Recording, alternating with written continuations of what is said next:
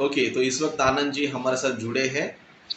उनका एक प्रश्न लेंगे और उस प्रश्न का हम जो है आंसर करेंगे। पूछिए ब्रदर, क्या क्वेश्चन? और जी मैंने परसों एक मसीह मंदिर का वीडियो देखा था। Yes yes. तो उसमें पास्टर डैनराज कहते हैं कि राजेश एक नई टीचिंग और लेके आ गया कि जो पवित्र आत्मा है वो परमेश्वर का पुत्र है।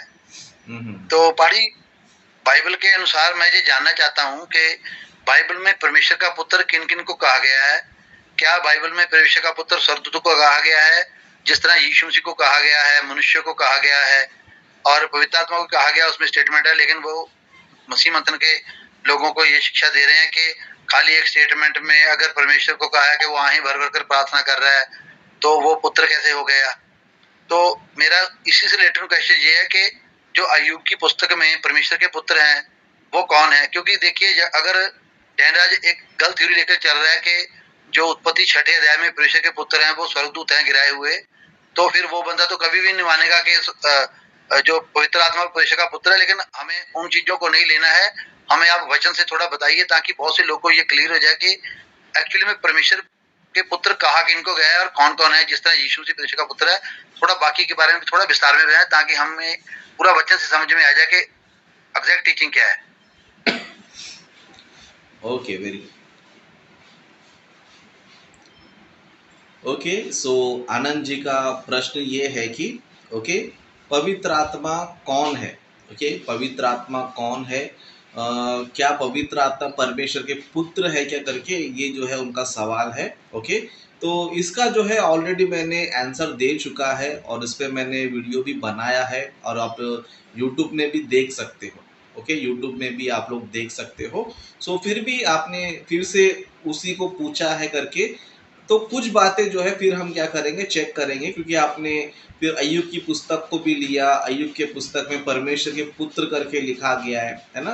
तो यहाँ पर जो है हम लोग क्या करेंगे, ध्यान करेंगे। देखो, सबसे पहली बात जो है बाइबल जो है ना वो स्पष्ट बताता है कि पवित्र आत्मा भी कौन है, परमेश्वर का पुत्र है। ओके, परमेश्वर का पुत्र है। हम कैसे बोल सकते हैं?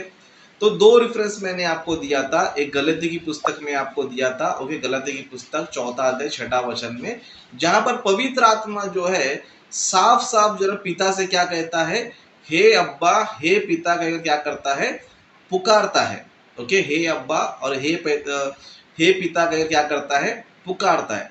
जब भी पवित्र आत्मा परमेश्वर को पिता बोल रहा है, ओके, पिता बोल रहा है, तो इसका मतलब क्या है? इसका मतलब क्या है? सिंपल सा आंसर है ना, सिंपल सा आंसर है कि पवित्र आत्मा पुत्र है।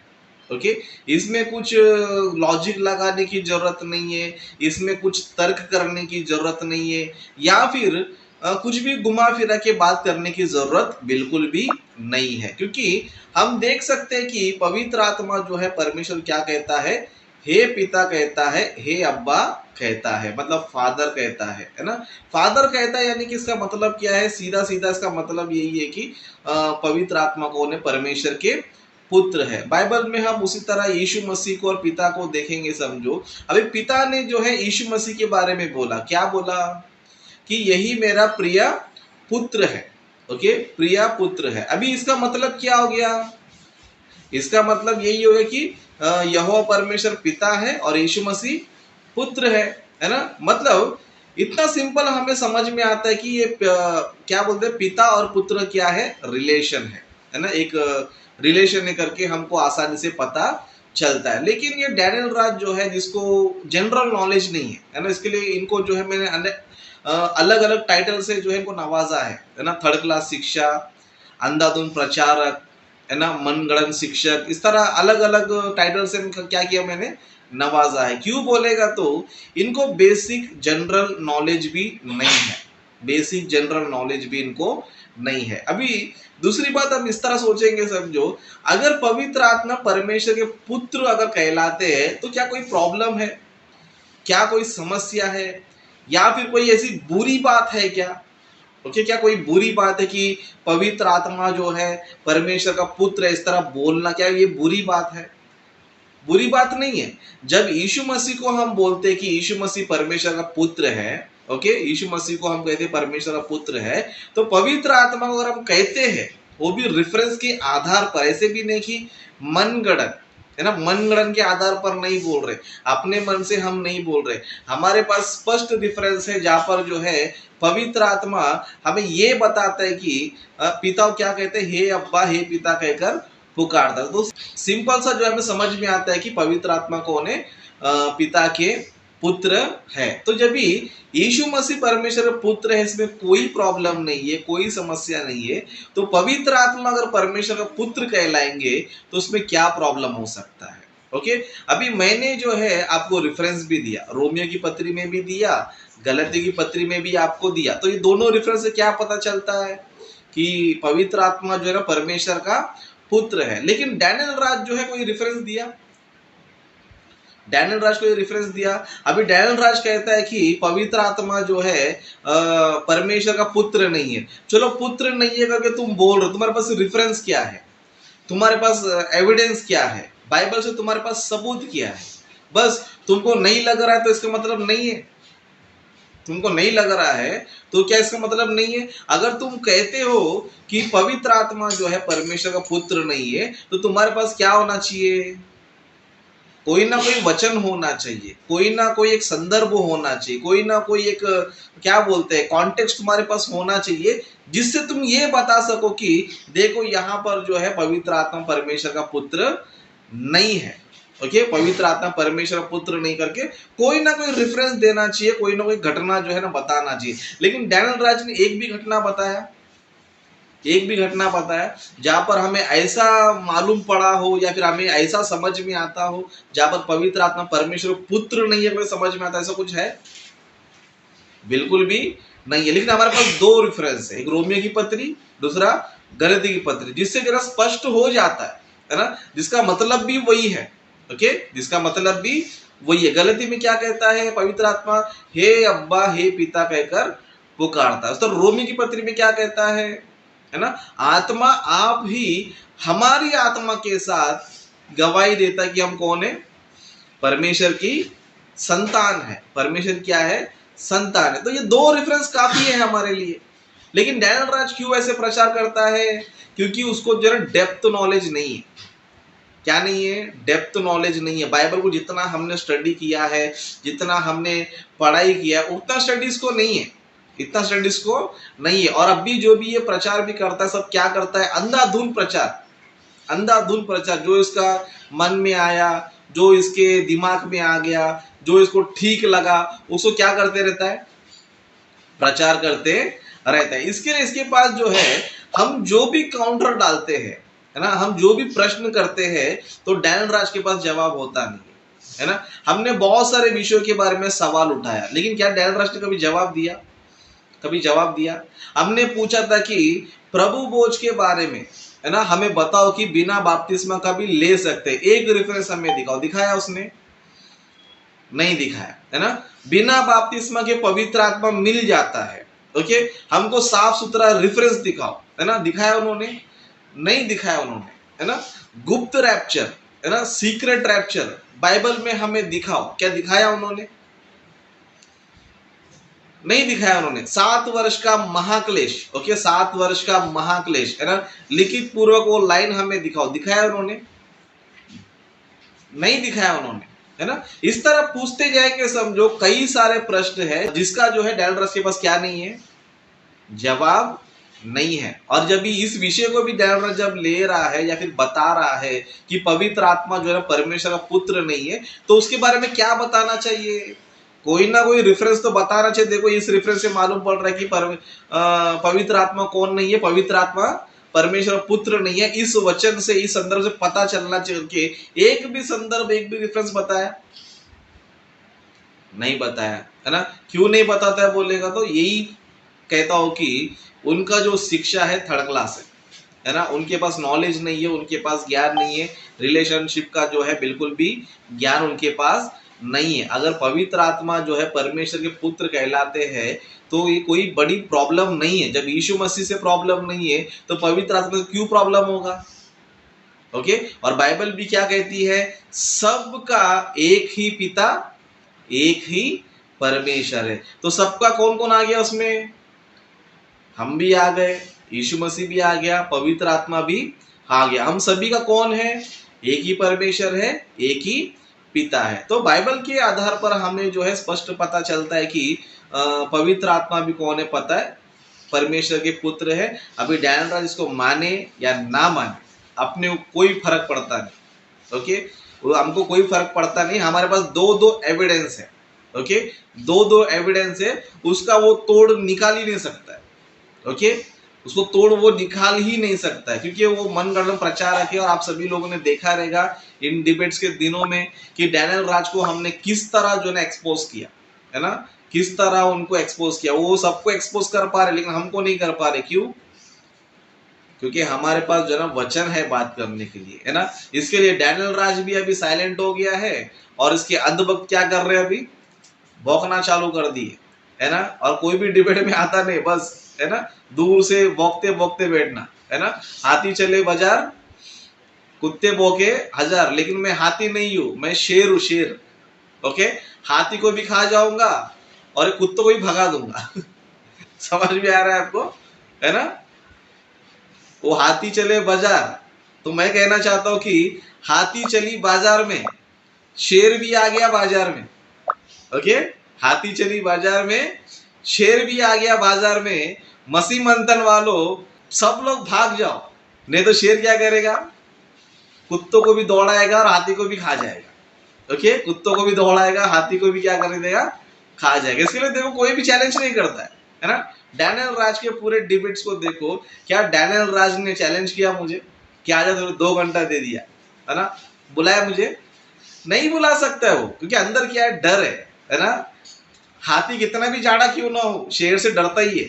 ओके, हाथी कितना भी जाड़ा क्यों ना हो, शेर से डरता ही है। और कुत्ता कितना भी भौंके, लेकिन शेर के सामने नहीं आ सकता है। तो ये जितने भी लोग हैं, डैनियल राज जो स्टूडियो तक ही है, और इनके जो चमचे लोग हैं, ये लोग कमेंट तक ही है। इसके आगे ये लोग बढ़ नहीं सकते। ओके, इसके आगे ये लोग जो है ना बढ़ नहीं सकते। और साथ ही साथ आपने और एक प्रश्न भी किया था कि अय्यूब की पुस्तक में लिखा है कि परमेश्वर के पुत्र, ओके, वहां पर परमेश्वर के पुत्र करके लिखा गया करके आपने जो है ना पूछा। तो इस पर क्या पता है, सबसे पहले बताना चाहता हूँ कि 2 प्रकार के थ्योरी है ना। थ्योरी यानी कि एक विचार है। ओके, एक विचार है। जैसे कि एक विचार ये है कि वहां पर स्वर्गदूत ही है करके बहुत से लोग का कहना है ना। बहुत से लोग ये मानते हैं कि वहां पर परमेश्वर के पुत्र यानी कि स्वर्गदूत है करके बहुत से लोग का कहना है।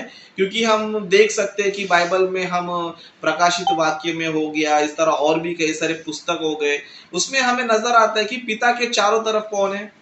स्वर्गदूत है। ओके, पिता के चारों तरफ जो है स्वर्गदूत है करके, इस तरह बहुत से लोग का मानना ये है कि वो स्वर्गदूत ही है करके बहुत से लोग का मानना है। लेकिन बाइबल में हम वचन पढ़ेंगे, समझो, ओके, बाइबल के सिद्धांतों को हम जानेंगे, समझो, तो बाइबल क्या बताती पता है? स्वर्गदूत जो है परमेश्वर के पुत्र नहीं है। ओके, स्वर्गदूत जो है ना परमेश्वर के पुत्र नहीं है। जैसे कि हम पढ़ेंगे, इब्रानी की पत्री में पढ़ेंगे, इब्रानी की पत्री 1 अध्याय उसका 5वां वचन से पढ़ेंगे। यहाँ पर ये वचन हमें ये बताता है कि स्वर्गदूत कौन है। ओके, स्वर्गदूत कौन है करके इस अध्याय में हमें पता चलता है। जैसे कि इब्रानी की पत्री 1 अध्याय 5वां वचन में, क्योंकि स्वर्गदूतों में से उसने कब किसी से कहा तू मेरा पुत्र है, आज तू मुझसे उत्पन्न हुआ है, और फिर यह मैं उसका पिता हूंगा और वह मेरा पुत्र होगा। मतलब यहाँ पर हमें वचन ये बताता है कि पिता परमेश्वर ने स्वर्गदूतों कभी भी क्या नहीं बोला? तू मेरा पुत्र है करके कभी भी नहीं बोला। ओके, मतलब ये वचन हमें ये बताता है कि परमेश्वर ने स्वर्गदूतों कभी भी क्या नहीं बोला? तू मेरा पुत्र है, ओके, और तू मुझसे जन्मा है करके कभी भी नहीं बोला, और तू मेरा पुत्र होगा, ये बातें पिता ने कभी भी नहीं बोला। तो इस वचन के आधार पर हमें क्या पता चलता है? इस वचन के आधार पर क्या पता चलता है बोले तो स्वर्गदूत जो है परमेश्वर के पुत्र नहीं है। ओके, स्वर्गदूत जो है ना परमेश्वर के पुत्र नहीं है। फिर स्वर्गदूत कौन है? ओके, 7वां वचन पढ़ेंगे। ओके, 7वां वचन पढ़ेंगे, यहाँ पर इस तरह लिखा है, और स्वर्गदूतों के विषय में यह कहता है। ओके, स्वर्गदूतों के विषय में यह कहता है, वह अपने दूतों को पवन और अपने सेवकों को धधकती आग बनाता है। मतलब स्वर्गदूतों को क्या बोल रहा है, ये सेवक है। क्या है? सेवक है ना। सेवक यानी कि जैसे कि आपको उदाहरण देता हूं, जैसे कि मान लो एक घर है ना, एक घर है, उसमें जो है एक व्यक्ति है और उसके बच्चे हैं और प्लस उसके नौकर है। अभी बच्चे कौन है बोले तो घर के अधिकारी है। बच्चे कौन है? घर के अधिकारी है। सेवक कौन है? सेवक लोग सिर्फ घर में काम करते रहना चाहिए। तो मनुष्य जो लोग है वो कौन है पता है? परमेश्वर के पुत्र है और परमेश्वर के वारिस है। ओके, संतान है। लेकिन स्वर्गदूत कौन है पता है? ये लोग जो है ना सेवक है। क्या है? सेवक। मतलब ये लोग क्या करना चाहिए?